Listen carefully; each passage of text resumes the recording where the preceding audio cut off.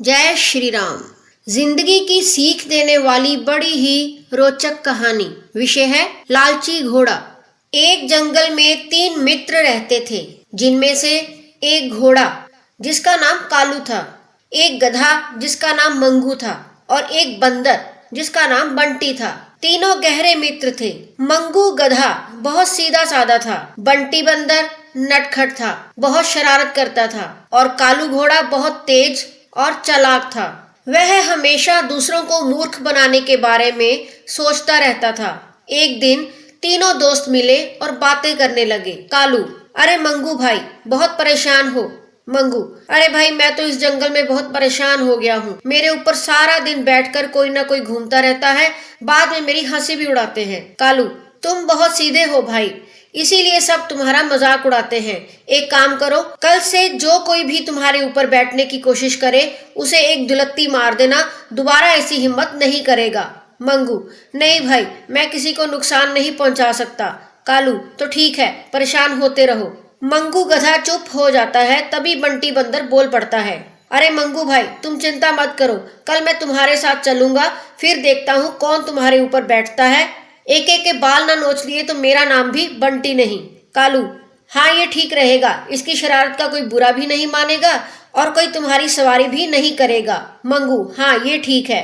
इसी तरह कुछ दिन बीत जाते हैं। अब जब भी कोई मंगू की सवारी करता, बंटी बंदर उसे सबक सिखा देता था।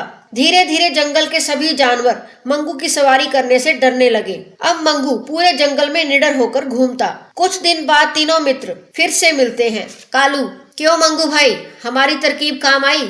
मंगू: हाँ कालू भाई, बहुत मजा आ रहा है, अब मैं जंगल में कहीं भी घूम सकता हूँ। कालू: मंगू और बंटी सुनो, मुझे शहर के सर्कस में काम मिल गया है। मैं शहर जा रहा हूँ, यहाँ की घास खा खा कर बोर हो गया हूँ। वहाँ सर्कस में चने और मेवा खाने को मिलता है। मंगू: अरे कालू भाई, तुम कहाँ चने के चक्कर में कैद होने जा रहे हो? तुम्हें पता है सर्कस में कितने कोड़े मारे जाते हैं, दिन रात काम लिया जाता है। यहाँ आजादी से घूमते हो, वहाँ बांध कर रखा जाता है। कालू: तुम नहीं जानते वहाँ कितने करतब सिखाए जाते हैं।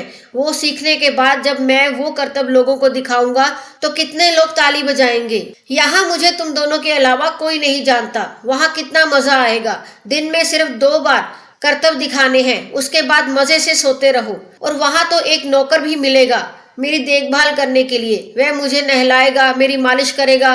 बंटी: अरे कालू भाई, क्या बात करते हो?